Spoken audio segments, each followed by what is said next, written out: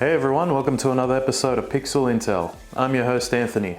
Let's get into the gaming news for this week. PlayStation released a blog where Herman Holtz, the head of PlayStation Studios, answered a few questions. First thing I want to go over in the blog, he notified us that God of War Ragnarok, the sequel to 2018's God of War, has been delayed until 2022. Shortly thereafter, we got a tweet from Santa Monica Studio stating, "We remain focused on delivering a top quality game while maintaining the safety and well-being of our team, creative partners and families. With this in mind, we've made the decision to shift our release window till 2022. Also, apparently it's not called God of War Ragnarok, it's just called the God of War sequel. In all the official statements by Santa Monica and PlayStation, they call it the God of War sequel. And I've been here calling it God of War Ragnarok. I mean, in the teaser trailer, they say Ragnarok is coming, so I guess it's, people make mistakes. Call yourself a reputable news source, Anthony. Good on you, mate. Holtz also reaffirmed the statement about how PlayStation has a huge focus on narrative-driven games and how PlayStation will continue to invest in great single-player experiences in the future going forward. Holtz says, "Single-player, narrative-driven games, that's our DNA. PlayStation Studios have made, in my mind, some of the most memorable narrative experiences available. We love making them and we'll keep making them as long as gamers enjoy them." So any PlayStation fans worried about Sony abandoning AAA single-player games, you need not worry. Sony is going to continue making those iconic single-player experiences that we grew fond of in the PS4 era. We also found out that PlayStation Studios has more than 25 titles in development, almost half of them are new IPs. So that means at least 13 or 14 of those games are going to be sequels. That's interesting. I'm not one of those guys that get upset over sequels. As long as the game's good, I'm happy. Holtz also acknowledges in the blog how there's barely anyone out there with a PS5 at the moment and how you've got 110 million PS4s sold, so that's a massive market base for them. So they're not going to abandon the PS4 anytime soon. Actually, Horizon Forbidden West, God of War 2, and Gran Turismo 7 are all planned to come out on the PS4. That's good news because there's like about 38 people out there with a PS5. So, to start, I guess. If they didn't come out on PS4, they're going to lose a massive market there. Also, he still said Returnal and Ratchet & Clank will be staying as PlayStation 5 exclusives. So if you were hoping they would be coming to PS4, too bad, they're not. Listen man, I just deliver the news, I don't make it. For those of you PC players who want to see more PS4 games making the jump over to computer, well, you're out of luck. Holtz didn't give much of an answer about more PS4 games making a PC port, but he did say this: "We're still early in our planning for PC, and Horizon Zero Dawn has been very successful. I think it shows there's an appetite for gamers outside the PlayStation ecosystem to experience the amazing portfolio of games that PlayStation fans have enjoyed for years. But I want to emphasize, PlayStation will remain the best place to play our PlayStation Studio titles at launch." So that last bit he said, PlayStation Studio titles at launch, it does make sense because Horizon Zero Dawn, Detroit Become Human and Days Gone, they came out, like 3 years after their PlayStation release, so maybe that's how long you'd have to wait, who knows. We could be getting news on a portable Steam machine later this year. Now, there was a post made on Ars Technica. Many people agree that this is a reputable news source, and they came out saying they have some information to share, but they can't share all of it at this moment in time. So Ars Technica are claiming there's going to be a Steam machine and we're going to get news about it later this year. And they have a few sources they can share and a few sources they can't share. The first source they shared was data miners went into the code for the latest Steam PC update, and there were references to something called the Steam PAL. And the second source that they go, the second source is a bit unorthodox, I must say.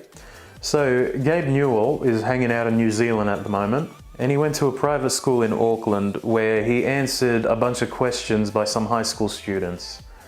One of them asked, can we be seeing more Steam games or more Steam related titles on console? To which Gabe replied, I have an answer for that, but it's not what you think. You'll find out more later this year. These are the two sources that we're going off of at the moment. So you heard it here. E3 is no longer the place to be getting your reputable news sources. It is private schools in New Zealand. Next thing you know, Masahiro Sakurai is going to drop the next sequel to Smash Brothers in a Macca's car park or something. So this Steam Power thing could be a good thing. If you look at things like Google Stadia, where you had to go off and purchase a game you might have already owned again, unlike that, with the Steam, you can simply, I guess, link your Steam account and you'll have a massive library of games ready to go. And I think that's pretty good. That's sort of like what Xbox is doing with xCloud, where you could stream games you already own. So maybe, I don't know, maybe it could be something pretty cool, having a portable PC with all your Steam games on it. I think that's a good thing, but as Gabe Newell said in a private school in New Zealand, there's more to come later this year. Exciting stuff. In other news, the Crysis Remastered Trilogy has been announced. It will be running on PC, PS4 and Xbox One, also Switch. It would also be running even smoother, as Crytek put it, via backwards compatibility on the PS5 and Xbox Series. So there's no official release for next-gen consoles, but it will be running backwards compatible, and apparently it will be running better. Crytek didn't specify if you already have the original Crysis Remastered game, whether the trilogy would be sold to you for cheaper. They haven't elaborated on that yet, so people who already own the original Crysis Remastered, no news as to if you buy the trilogy, would you only be getting 2 or 3, or would you have to pay full price again for the first game, along with the other 2 games. A developer for the original Mass Effect 3 came out on Reddit the other day and said there's still an Easter egg people haven't discovered yet in the original Mass Effect 3. So in Mass Effect 3, early on in the game, you get a mission where you get dropped off on Mars, and right where the game puts you, there's a bunch of solar panels nearby. If you run around these solar panels in a certain order, you'll get a little Mars rover Easter egg. So you run around these panels in a certain order, and this Mars rover would come out and just, you know, look at you and, you know, just nod its head or something. I don't know, I think that's pretty cool. And in the 10 years Mass Effect 3 has been out, no one has discovered it. So, has Mass Effect been out for 10 years? 9.5 years. Still pretty cool. The Atari VCS is now available for pre-order and comes out next week. Now the Atari VCS is sort of a console, but it's also a computer. I wouldn't compare it to the Ouya, as you can use this as a proper computer with a keyboard, mouse and whatnot. On the gaming side, it does support emulation. PCs do that too, so nothing groundbreaking there. It does come with a lot of old 2600 games, so if you're a sucker for that, it is pretty cool. I must admit, the finish on this console looks extremely nice, but I keep calling it a console. It's technically a computer. And if you're gonna treat it as an Atari console, then you're not gonna like what I'm about to say. This is going to set you back 850 Australian dollars. That's more than the PS5 and the Series X, so don't go into it thinking it's just going to be like a retro console with Atari games on it. It can also be used as a computer. It looks pretty nice. I like it. You still have to install like an operating system on it before you start using it as a computer. I don't know, is this something you would go for? It seems like quite a niche audience. I do like the way it looks, but yeah, it seems like a long walk for a short drink of water. And now to finish things off, if you bought Counter-Strike Global Offensive after it went free to play, so if you just downloaded it for free, you can no longer do ranked matchmaking on it. So cheaters are running rampant in CSGO. That's not breaking news. It's been around for a while, and it became a lot more apparent when Counter-Strike Go went free to play. So this is Valve's response to try and limit the amount of cheating.